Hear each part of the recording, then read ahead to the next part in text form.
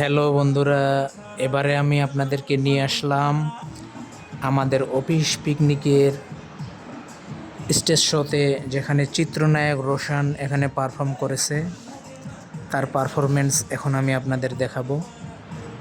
তার পারফরমেন্স ছিল অনেক মন কড়া, নজর কড়া, অসাধারণ, যা দেখে সবাই অনেক আনন্দ এবং উদ্বেলিত হয়েছিল।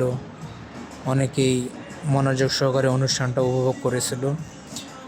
আমাদের অফিস পিকনিক 2025 আনন্দ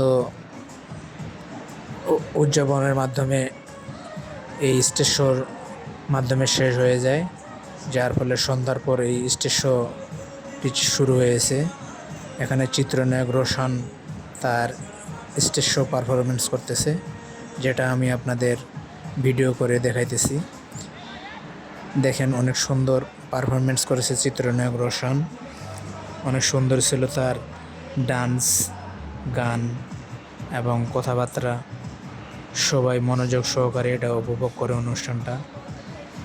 এর প্রেক্ষিতে আমি এটা ভিডিও ধারণ করে আপনাদের দেখার জন্য পরবর্তীতে ভয়েস সংযোগ করে এটা আমি আপনাদের দেখাইতেছি। দেখেন, অনেক সুন্দর পারফরমেন্স।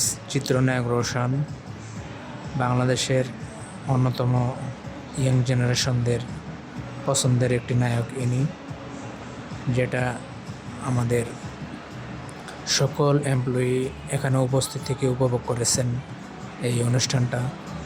এই পিকনিকটা আয়োজন হয় ঢাকার সাভারের ফ্যান্টাসি কিংডমে।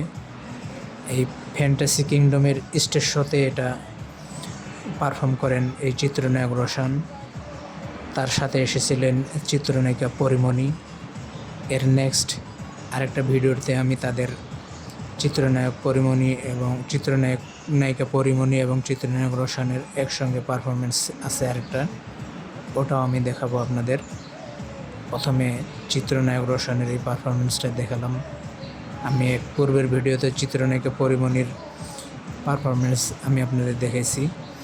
দেখেন, সামনে আমাদের অফিসের নাম লিখতে পাচ্ছেন, হপিক বাংলাদেশ লিমিটেড, যেটা হবলুন নামে সবাই অত্র এলাকার মানুষ চেনে। এটা ঢাকা ইপিজেডে অবস্থিত ফ্যাক্টরিটি। এটি একটি বিদেশি মালিকানাধীন ফ্যাক্টরি, যেখানে আমি দীর্ঘ 15-16 বছর ধরে সার্ভিস দিয়ে আসতেছি। প্রতি বছর আমাদের কোম্পানি থেকে এই পিকনিকের আয়োজন করা হয়, এবারও তার ব্যতিক্রম না।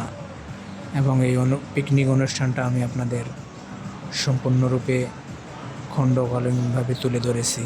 এর জন্য সবাইকে ধন্যবাদ।